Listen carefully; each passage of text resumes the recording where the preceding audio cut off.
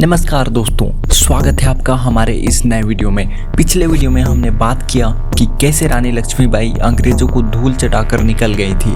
इसके अलावा हमने बात किया था रानी दुर्गावती जी के बारे में और रानी चेन्नम्मा के बारे में। अगर आपने वीडियो का पिछला पार्ट नहीं देखा है तो अभी जाइए, क्योंकि यह वीडियो का दूसरा पार्ट है जहां हम बात कर रहे हैं 7 रानियों में से बाकी 4 रानियों की। तो चलिए बिना किसी देरी के शुरू करते हैं। नंबर 4, रानी वेलु नचियार। तमिलनाडु की शेरनी, 1780 का साल। तमिलनाडु का शिवगंगा एक छोटा सा रजवाड़ा जो अपनी संस्कृति और स्वतंत्रता के लिए जाना जाता था, लेकिन अंग्रेजों ने इस रजवाड़े पर कब्जा कर लिया था। उनके सैनिक शिवगंगा के किले में डेरा डाले हुए थे और स्थानीय लोगों पर अत्याचार कर रहे थे। लेकिन जंगलों के बीच एक रानी गुप्त रूप से अपनी सेना तैयार कर रही थी। ये थी रानी वेलु नचियार, जिन्हें भारत की पहली गुरिल्ला युद्ध विशेषज्ञ माना जाता है। उनकी कहानी सिर्फ वीरता की नहीं, बल्कि एक ऐसी चालाकी और हिम्मत की थी जिसने अंग्रेजों को उनके ही खेल में मात दी। लेकिन उनकी कहानी में सबसे बड़ा रहस्य क्या था? आइए इस कहानी को शुरू से जानते हैं। रानी वेलु नचियार का जन्म 3 जनवरी 1730 को रामनाथपुरम में हुआ था। उनके पिता चेट्टिनायक्कन मोन्मठ रामनाथपुरम के राजा थे। वेलु नचियार को बचपन से ही युद्ध कला, घुड़सवारी और तलवारबाजी का प्रशिक्षण दिया गया। वे कई भाषाएं बोल सकती थीं और उनकी बुद्धिमानी ने उन्हें कम उम्र में ही अपने पिता के दरबार में सम्मान दिलाया। 1746 में उनकी शादी शिवगंगा के राजकुमार मुत्तु वडुगनाथ पेरियुदय थेवर बांड से हुई। यह शादी न सिर्फ 2 परिवारों का मिलन थी, बल्कि 2 रजवाड़ों का एक रणनीतिक गठबंधन भी थी। वेलु नचियार और मुत्तु वडुगनाथ का वैवाहिक जीवन सुखी था। उनकी एक बेटी थी, वेल्लाची। लेकिन 1762 में अंग्रेजों और नवाब ओम्फ आरकोट की संयुक्त सेना ने शिवगंगा पर हमला कर दिया। इस युद्ध में मुत्तु वडुगनाथ मारे गए और शिवगंगा अंग्रेजों के कब्जे में चला गया। वेलु नचियार अपनी बेटी के साथ भागकर डिंडीगुल में शरण लेने को मजबूर हुई। यह उनके जीवन का सबसे कठिन समय था, लेकिन रानी ने हार नहीं मानी। उन्होंने ठान लिया कि वे अपने पति की मृत्यु का बदला लेंगी और शिवगंगा को आजाद कराएंगी। डिंडीगुल में रानी वेलु नचियार ने मैसूर के शासक हैदर अली ओबोसन से गठबंधन किया। हैदर अली, जो अंग्रेजों के खिलाफ लड़ रहे थे, ने रानी को सैन्य सहायता देने का वादा किया। रानी ने अपनी सेना को फिर से संगठित किया, जिसमें स्थानीय योद्धा, आदिवासी और यहां तक कि महिलाएं भी शामिल थीं। उनकी सबसे खास रणनीति थी उनकी उदय्याल सेना, जो पूरी तरह महिलाओं की थी। इस सेना की कमांडर थी कुइली, रानी की सबसे वफादार सहयोगी। कुइली एक दलित समुदाय की महिला थी, लेकिन उनकी वीरता और निष्ठा ने उन्हें रानी की दाहिनी हाथ बना दिया। 1780 में रानी वेलु नचियार ने शिवगंगा पर हमला करने की योजना बनाई। उनकी रणनीति थी गुरिल्ला युद्ध, अचानक हमले, छिपकर वार और दुश्मन को भ्रमित करना। रानी और उनकी सेना जंगलों में छिपकर अंग्रेजों के शिविरों पर हमला करती थी। उनकी सबसे बड़ी जीत थी अंग्रेजों के गोला बारूद डिपो को नष्ट करना। यहां आता है कहानी का सबसे नाटकीय ट्विस्ट। कुइली ने स्वयं को बलिदान देने का फैसला किया। उसने अपने शरीर पर तेल डाला, खुद को आग लगाई और अंग्रेजों के गोला बारूद डिब्बों में कूद गई। इस विस्फोट ने अंग्रेजों की सेना को तहस नहस कर दिया और रानी की सेना ने शिवगंगा पर कब्जा कर लिया। रानी वेलु नचियार ने शिवगंगा को आजाद कराया और 1780 से 1790 तक शासन किया। उन्होंने अपनी बेटी वेल्लाची को उत्तराधिकारी बनाया और अपने राज्य में कई सुधार किए। लेकिन उनकी कहानी का सबसे बड़ा रहस्य क्या था? कुछ इतिहासकारों का मानना है कि रानी ने अंग्रेजों के खिलाफ गुप्त रूप से और युद्ध छेड़े, जिनका इतिहास में ज्यादा जिक्र नहीं हुआ। उनकी मृत्यु 25 दिसंबर 1796 को हुई, लेकिन उनकी विरासत ने तमिलनाडु में स्वतंत्रता की भावना को और मजबूत किया। क्या उनकी गुरिल्ला युद्ध की रणनीतियां बाद की रानियों को प्रेरित करती थीं? ये जानने के लिए चलिए अगली रानी की कहानी की ओर बढ़ते हैं। नंबर 5, रानी ताराबाई, मराठा साम्राज्य की रक्षक, 1700 का साल। मराठा साम्राज्य एक संकट के द्वार से गुजर रहा था। मुगल बादशाह औरंगजेब शान की विशाल सेना मराठा किलों को एक एक करके नष्ट कर रही थी। छत्रपति शिवाजी महाराज की मृत्यु के बाद मराठा साम्राज्य कमजोर पड़ रहा था। लेकिन इस संकट के बीच एक रानी ने मराठा साम्राज्य को न सिर्फ बचाया, बल्कि औरंगजेब जैसे क्रूर बादशाह को घुटने टेकने पर मजबूर कर दिया। ये थी रानी ताराबाई, जिनकी रणनीति और साहस ने मराठा साम्राज्य को नया जीवन दिया। लेकिन उनकी कहानी में सबसे बड़ा ट्विस्ट क्या था? आइए इस कहानी को शुरू से जानते हैं। रानी ताराबाई का जन्म 1675 में मराठा सरदार अहमबीर राव मोहिते मान के परिवार में हुआ था। उनके पिता एक शक्तिशाली मराठा सेनापति थे और ताराबाई को बचपन से ही युद्ध कला और रणनीति का प्रशिक्षण दिया गया। 1680 के दशक में उनकी शादी छत्रपति शिवाजी के छोटे बेटे राजा राम सीतामन से हुई। राजा राम मराठा साम्राज्य के छत्रपति थे और ताराबाई उनकी दूसरी पत्नी थी। ये शादी न सिर्फ दो परिवारों का मिलन थी, बल्कि मराठा साम्राज्य को मजबूत करने का एक रणनीतिक कदम भी था। 1699 में औरंगजेब ने मराठा साम्राज्य पर पूर्ण हमला बोल दिया। उसने कई मराठा किलों पर कब्जा कर लिया और मराठा सेना कमजोर पड़ रही थी। 1700 में राजा राम की असामयिक मृत्यु ने मराठा साम्राज्य को और संकट में डाल दिया। उनका बेटा शिवाजी द्वितीय अभी नाबालिग था, इसलिए रानी ताराबाई ने शासन की बागडोर अपने हाथों में ली। उस समय ताराबाई सिर्फ 25 साल की थीं, लेकिन उनकी बुद्धिमानी और साहस ने मराठा साम्राज्य को नया जीवन दिया। ताराबाई ने औरंगजेब के खिलाफ गुरिल्ला युद्धमान की रणनीति अपनाई, जिसे मराठा गनीमी कावा कहते थे। उन्होंने अपनी सेना को छोटी छोटी टुकड़ियों में बांटा और मुगल शिविरों पर अचानक हमले शुरू किए। उनकी रणनीति थी मुगलों को थकाना, उनकी आपूर्ति लाइनों को काटना और उन्हें भ्रमित करना। ताराबाई स्वयं युद्ध क्षेत्र में उतरती थी और अपनी सेना को प्रेरित करती थी। उनकी सबसे बड़ी जीत थी 1705 में पेखिड का युद्ध, जहां मराठा सेना ने मुगलों को करारी शिकस्त दी। लेकिन यहां आता है कहानी का सबसे बड़ा ट्विस्ट।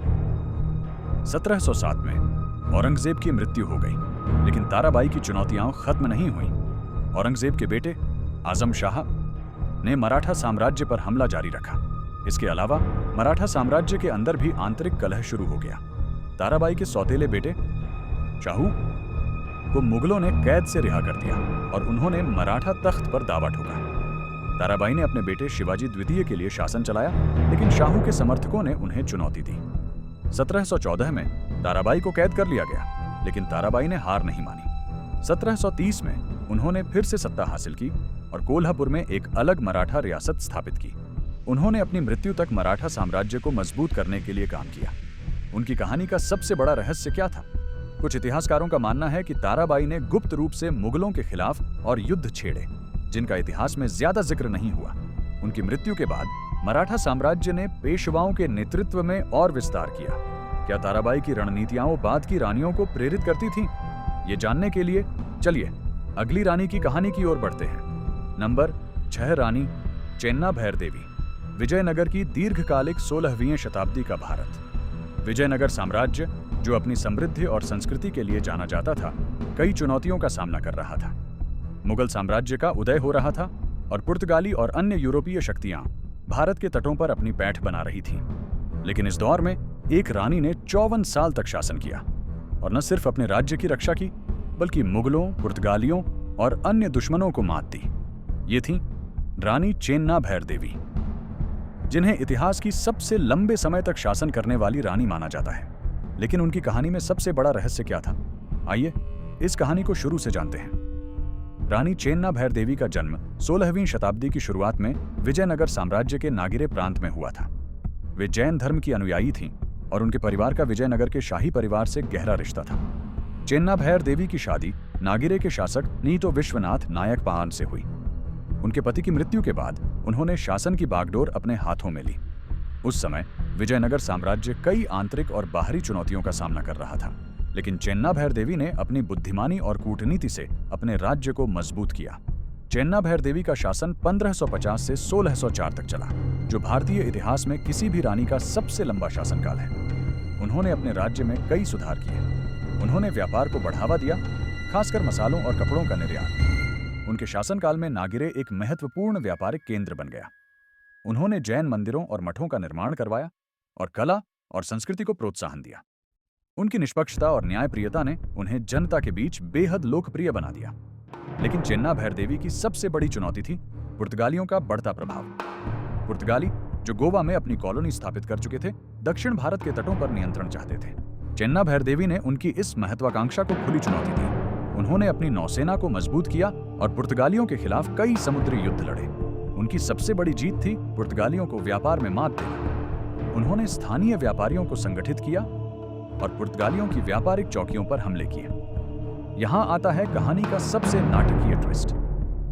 चेन्ना भैरदेवी ने न सिर्फ युद्ध लड़े, बल्कि कूटनीति से भी अपने दुश्मनों को मात दी।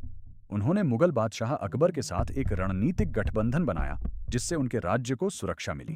लेकिन उनकी मृत्यु के बाद उनके उत्तराधिकारियों ने यह गठबंधन तोड़ दिया, जिससे नागिरे कमजोर पड़ गया। चेन्ना भैर देवी की मृत्यु 1604 में हुई, लेकिन उनकी विरासत ने विजयनगर साम्राज्य को कई सालों तक जीवित रखा। चेन्ना भैर देवी की कहानी का सबसे बड़ा रहस्य क्या था? कुछ इतिहासकारों का मानना है कि उन्होंने गुप्त रूप से पुर्तगालियों के खिलाफ एक भूमिगत आंदोलन चलाया था, जिसका इतिहास में ज्यादा जिक्र नहीं हुआ।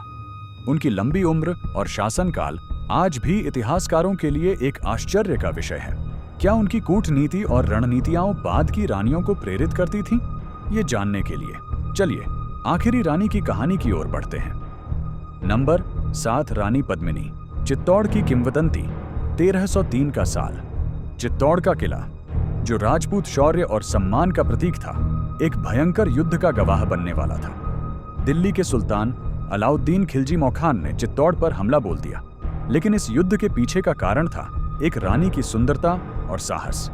ये थीं एटाय रानी पद्मिनी, जिनकी कहानी आज भी इतिहास और किंवदंती के बीच झूलती है। उनकी कहानी सिर्फ बलिदान की नहीं, बल्कि एक ऐसी शक्ति की थी जिसने राजपूतों में स्वतंत्रता की आग जला दी। लेकिन क्या रानी पद्मिनी वाकई थी या उनकी कहानी सिर्फ एक मिथक थी? आइए इस कहानी को शुरू से जानते हैं। रानी पद्मिनी की कहानी का मुख्य स्रोत है मल्लिक मोहम्मद जायसी सम का काव्य पद्मावत, जो 1540 में लिखा गया। इस काव्य के अनुसार रानी पद्मिनी सिंहल द्वीप, आधुनिक श्रीलंका की राजकुमारी थी। उनकी सुंदरता इतनी थी कि उनकी ख्याति भारत तक पहुंची। चित्तौड़ के राजा बर्रावल रत्न सिंह ने उनसे शादी की। यह शादी न सिर्फ दो राजवंशों का मिलन थी, बल्कि चित्तौड़ की शक्ति को और मजबूत करने का एक कदम भी था। लेकिन रानी पद्मिनी की सुंदरता उनके लिए एक अभिशाप बन गई। दिल्ली के सुल्तान अलाउद्दीन खिलजी ने उनकी ख्याति सुनी और उन्हें हासिल करने की इच्छा जताई। 1303 में खिलजी ने चित्तौड़ पर हमला बोल दिया। उसने रावल रत्न सिंह को संदेश भेजा कि वह सिर्फ रानी पद्मिनी को देखना चाहता है। रानी ने इस शर्त पर सहमति दी कि खिलजी उनकी छवि को केवल एक दर्पण में देख सकता है। लेकिन यहां आता है कहानी का पहला ट्विस्ट। खिलजी ने छल से रावल रत्न सिंह को कैद कर लिया और रानी पद्मिनी को आत्मसमर्पण करने के लिए कहा। रानी पद्मिनी ने अपनी बुद्धिमानी से खिलजी को चकमा दिया। उन्होंने एक योजना बनाई जिसमें उनकी सहयोगी महिलाओं ने सैनिकों का वेश धारण किया और रावल रत्न सिंह को मुक्त कराया। लेकिन इस घटना ने खिलजी को और क्रोधित कर दिया। उसने चित्तौड़ पर पूर्ण हमला बोल दिया। चित्तौड़ की सेना ने बहादुरी से युद्ध लड़ा, लेकिन खिलजी की सेना की संख्या और हथियार उनके सामने भारी पड़ रहे थे। जब चित्तौड़ की हार निश्चित हो गई, रानी पद्मिनी ने अपने सम्मान और स्वतंत्रता की रक्षा के लिए जौहर डाउन का रास्ता चुना। उन्होंने और चित्तौड़ की अन्य महिलाओं ने स्वयं को अग्नि को समर्पित कर दिया। यहां आता है कहानी का सबसे नाटकीय ट्विस्ट। रानी पद्मिनी का जौहर न सिर्फ उनके बलिदान का प्रतीक था, बल्कि राजपूतों में स्वतंत्रता की ऐसी आग जलाई जिसने खिलजी को कभी चैन से नहीं जीने दिया। चित्तौड़ की हार के बाद राजपूतों ने खिलजी के खिलाफ कई युद्ध छेड़े और उसकी सेना को कमजोर किया। लेकिन रानी पद्मिनी की कहानी का सबसे बड़ा रहस्य क्या था? कुछ इतिहासकारों का मानना है कि रानी पद्मिनी एक काल्पनिक चरित्र थीं और उनकी कहानी जायसी ने राजपूत शौर्य को प्रेरित करने के लिए रची थी। लेकिन अन्य इतिहासकारों का मानना है कि उनकी कहानी में सच्चाई है और वे वास्तव में चित्तौड़ की रानी थीं। यह रहस्य आज भी इतिहासकारों को उलझा रहा है। क्या उनकी कहानी ने बाद की रानियों को प्रेरित किया? ये सवाल हमें इतिहास के गहरे पन्नों में ले जाता है। दोस्तों, ये थीं हमारी 4 और रानियां। रानी वेलु नचियार आर्रेसी, जिन्होंने तमिलनाडु में अंग्रेजों को गुरिल्ला युद्ध से मात दी। रानी ताराबाई, जिन्होंने मराठा साम्राज्य को औरंगजेब के चंगुल से बचाया। रानी चेन्ना भैर देवी, जिन्होंने 55 साल तक विजयनगर के नागिरे को शक्तिशाली बनाए रखा। और रानी पद्मिनी बा, जिनकी कहानी इतिहास और किंवदंती के बीच एक रहस्य बनी हुई है। इन रानियों ने दिखाया कि साहस, बुद्धिमानी और बलिदान किसी समय या स्थान तक सीमित नहीं होता। लेकिन दोस्तों, इन 7 रानियों की कहानी अभी खत्म नहीं हुई है। अगले भाग में हम इन सभी रानियों की विरासत को गहराई से जानेंगे। हम देखेंगे कि कैसे इनकी कहानियों ने भारत के स्वतंत्रता संग्राम को प्रेरित किया। क्या आप जानते हैं कि इनमें से कुछ रानियों की रणनीतियां आज भी सैन्य स्कूलों में पढ़ाई जाती हैं? क्या आप जानते हैं कि इन रानियों की कहानियां आधुनिक भारत की महिलाओं को कैसे प्रेरित कर रही हैं। इन सवालों के जवाब जानने के लिए हमारे अगले भाग का इंतजार करें। तो इस वीडियो को लाइक करें, अपने दोस्तों के साथ शेयर करें और हमारे चैनल को सब्सक्राइब करना ना भूलें। कमेंट में बताइए, इन 4 रानियों में से कौन सी कहानी ने आपको सबसे ज्यादा प्रेरित किया। क्या आपको रानी वेलु नाचियार की गुरिल्ला युद्ध की रणनीति सबसे रोमांचक लगी, या रानी ताराबाई की मराठा साम्राज्य को बचाने की जंग ने आपके दिल को छुआ, या फिर रानी पद्मिनी का रहस्यमयी जौहर आपको सोचने पर मजबूर करता है। और अगर आप किसी और वीरांगना की कहानी सुनना चाहते हैं, जैसे बी अर्जिया सुल्तान या ए अहिल्याबाई होलकर, तो वो भी बताइए। हमारी अगली कहानी में हम खोलेंगे और रहस्य और लाएंगे और रोमांच। तब तक इन रानियों की कहानियों को अपने दिल में बसाइए और सोचें कि अगर ये रानियां इतनी शक्तिशाली थीं तो हम में कितनी ताकत छिपी है। तो दोस्तों, मिलते हैं नए वीडियो में नए टॉपिक के साथ। तब तक के लिए जय हिंद, जय भारत, जय इतिहास।